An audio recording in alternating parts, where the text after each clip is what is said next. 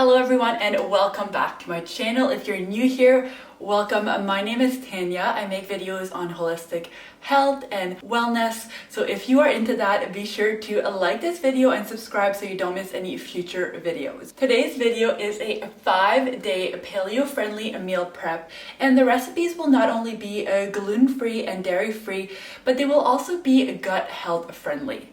Now, if you've been around for a while, you know that one of my favorite gut health friendly foods is bone broth. And today I am sipping on some Dr. Kellyanne bone broth, who is sponsoring today's video.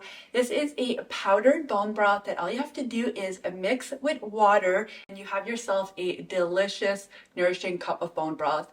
And if one of your goals is to increase your protein intake, I feel like that's a very common goal these days, and for good reasons. You'll be very happy to hear that just 1 cup of bone broth here has 16 grams of protein. So thank you, Dr. Kellyanne, for sponsoring today's video. If you want to check them out, I will leave their website down below where you can purchase their products, and also they have a ton of free resources. Alright, let's get into this video, and be sure to stick around till the end because I will let you know how you can get your hands on a free PDF printable of all the recipes and the grocery list for today's meal prep. First, we have breakfast, and today we're focusing on a high protein option. So I hear you. I know that a lot of you struggle to get enough protein throughout the day, and especially with your breakfast. So today's option is a high protein breakfast bake. For this recipe, you will need 12 eggs, half a pound of grass-fed beef, 1 sweet potato, 1 yellow onion, some breakfast seasoning by Primal Palette, or you can just do a mixture of garlic powder and oregano, salt, and pepper. Let's start by preheating the oven at 375, and then we'll dice our sweet potatoes and onions. For this recipe, I recommend cutting your sweet potatoes as small as possible so that they do cook faster. Once diced, let's bake them with a little avocado oil, salt, and pepper for about 30 minutes. While the sweet potatoes are baking, let's saute the diced yellow onion, and once ready, we can add in our ground beef to cook as well. Next, we're going to crack all the eggs in a large bowl and whisk well. Once the sweet potatoes are done, give them a good stir, and then we'll add the ground beef and yellow onion mixture. And this is where we'll add a little salt, a little pepper, and our breakfast seasoning, followed by the egg mixture. Mix well and then bake in the oven for about 20 minutes at 350 degrees. And there you go. These were super easy to make, and now you'll be starting your day with a high protein breakfast.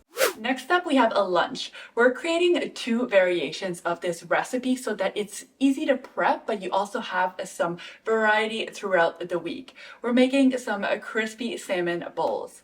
Now, salmon bowls have definitely kind of gone viral over the last bit for, I think, good reasons, because it is so easy to prep, it's tasty, and it's really healthy for you. Today we're going to be making a teriyaki and a honey garlic version. Now, if salmon's not your thing, I love this recipe because you can easily swap out the source of protein. So whether you prefer some chicken maybe or some beef, this will fit perfectly in this recipe. For this recipe, you will need 5 portions of salmon fillet, teriyaki sauce that is paleo friendly, honey, garlic, some cauliflower rice, avocado, cucumber, carrots, some avocado oil mayo, hot sauce, sesame seeds, and some salt and pepper.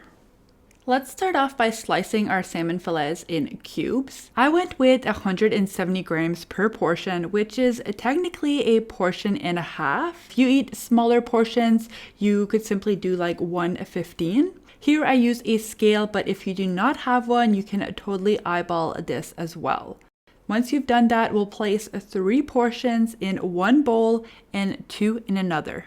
Now let's move on to preparing the honey garlic sauce. In a medium bowl, mix 4 cloves of garlic, and then we'll have 3 tablespoons of coconut aminos, 1 tablespoon of raw honey, some salt, and then we can also add some chili flakes. If you don't like things spicy, then you can totally omit this, but I will be adding a little bit of it. Now we have our 2 bowls. Let's pour the honey garlic sauce with our salmon that has 2 portions. And then in the bowl with 3 portions, we'll pour in our teriyaki sauce. Allow the salmon to marinate for a few minutes. In the meantime, let's cut up our fresh veggies. We have some cucumbers that I like to dice. And then for the carrots, I like them shredded. Usually I'll buy these pre-shredded, but they were out at the store today, so we're doing it manually. Now let's make our cauliflower rice. There are a few ways you can do this. You can buy a head of cauliflower and shred it, or buy something pre-made. I love these frozen cauliflower bags. All you have to do is add it to a pan on medium heat with some avocado oil, salt, and pepper, and it's delicious. Now let's move on to cooking our salmon. Place a pan on medium to high heat on the stovetop and then add some oil. And once the pan is hot, let's cook 1 bowl of the salmon at a time, making sure that it's well cooked and seared on all sides. While that's cooking, let's quickly assemble our spicy mayo. Here I have 1/2 cup of avocado oil mayo, and then I'm adding 2 tablespoons of Frank's Red Hot Sauce. I was gonna add some lime as well, but I felt like the texture was thin enough after I added the hot sauce, so I just went with those 2 ingredients. Once everything is ready, it is a time to assemble our bowl. So I like to place the cauliflower rice at the base. Then I add my salmon. If you have bowls that have 2 separate compartments, these are great because you can keep the cooked ingredients separate from the fresh ones. But I only have 2 of them, so I just placed the cucumber and the carrots directly on the cauliflower rice for 3 of them. And honestly, it turned out great anyways. And then for the avocado, I recommend just adding it to the bowls once you're ready to eat them so it doesn't go brown. And we're gonna finish things off by adding some sesame seeds on top of the bowls along with the spicy mayo that we made earlier. And you could always add this when you're ready to eat it as well, but I just went ahead and added everything. Look at that. Another great couple of meals ready for the week. I really hope you tried this recipe out. I have a feeling it may become a regular one in your weekly meal preps. Next up, we have another recipe where we're going to create 2 variations. The base of this recipe will be a chicken, some delicious, moist, and nutritious chicken. We're going to be using the Dr. Kellyanne bone broth to cook this chicken, and that's what's going to make it moist and add that extra nutrition. So we're going to have a chicken pesto spaghetti squash pasta recipe, and then we also have a chicken pad thai. You will need 1 packet of the Dr. Kellyanne bone broth, 4 to 5 chicken breasts depending on size, 2 to 3 spaghetti squashes depending on size, 1 red bell pepper, 2 carrots, 1 yellow onion, 1 lime, some almond butter, coconut aminos, avocado oil, fresh cilantro, some fresh basil, pine nuts, olive oil, and some salt and pepper. First, we'll get the spaghetti squash baking. Cut them in half and then scoop out all of the seeds. Add a little bit of oil and then some salt and pepper, and then flip them over and poke a few holes on the skin with your fork. And then we'll place the baking sheet in the oven for about 30 to 40 minutes at 400 degrees. Now let's prep the chicken. Place it in a pan on medium heat with some avocado oil and cook for about 5 minutes. Then flip the chicken breasts and add 1 cup of the Dr. Kellyanne bone broth and cover.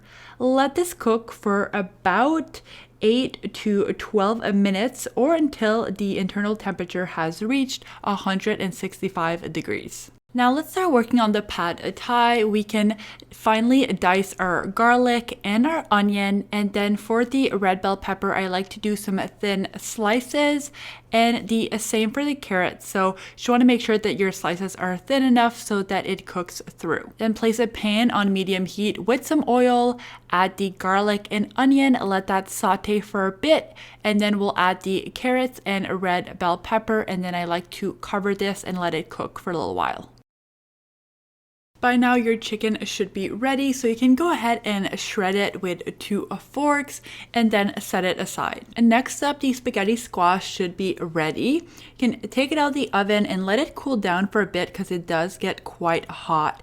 And then you're gently going to scoop out the spaghetti. I like to start on the edge and then work my way around the spaghetti squash. And then as you'll see there, everything comes out nicely. All right, it's time to shift our focus to the pesto. So we got 1 cup of basil here, fresh basil. Then we need a 1/4 cup of olive oil. We have about 2 tablespoons of pine nuts, 1 clove of garlic, and a little bit of salt. This is what it looks like before, and this is what it looks like after you've blended it in the NutriBullet. All right, let's start assembling our meal. So we have 3 portions of spaghetti squash here for the pad thai, and we'll add our pad thai sauce, which is a 1/4 cup of coconut aminos and 2 tablespoons of almond butter mixed together. And then we'll add our chicken, give that a good mix, and then we'll go ahead and add our carrot and red bell pepper mixture, mix everything well, and then we'll go ahead and transfer it into our containers. Moving on to our spaghetti squash pesto pasta, let's add our fresh pesto to the spaghetti squash. This time we only have 2 portions. Then we'll add our chicken, give everything a good mix, and we'll transfer into 2 containers. And there you have it. Now you have all of your meals prepped for the week. But if you're anything like me, you're going to want a little sweet treat or snack, something like that throughout the week. So we're also going to prepare some Snicker bites. You'll need 15 medjool dates, 1/4 cup of almond butter, 1/4 cup of raw almonds, 1/2 cup of dairy-free chocolate chips, 1 tablespoon of coconut oil, and some salt. Place the chocolate chips and the coconut oil over a double boiler and melt until well combined. While that's melting, slice open the dates and remove the pit if there is one. Stuff the dates with some almond butter and then add the roughly chopped almonds in there as well. And once the chocolate is ready, you can go ahead and drizzle that on top. Sprinkle a little salt and place everything in the freezer for 30 minutes to allow to set. And then afterwards you can store in the fridge or freezer. We did it. We just prepped all of our meals for the next 5 days, and we even have a sweet treat for when a craving hits. Now, I really hope you enjoyed this 5-day paleo and gut health friendly meal prep. And as I mentioned in the beginning of the video, I do have a free PDF for you that you can download at the link down below in my description box. And this is going to give you all the recipes and the grocery list for this meal prep. Also, don't forget to check out Dr. Kellyanne Bone Broth at the link down below. I can't wait to hear what you guys think. Lastly, if you like this video, I'd be so grateful if you could give it a thumbs up, subscribe to my channel, and definitely let me know in the comments down below which recipe you are most excited for, or if there's any recipes that you'd like to see me make. Thank you so much for watching today's video. I hope you have a great day, and I will see you guys in the next one. Bye!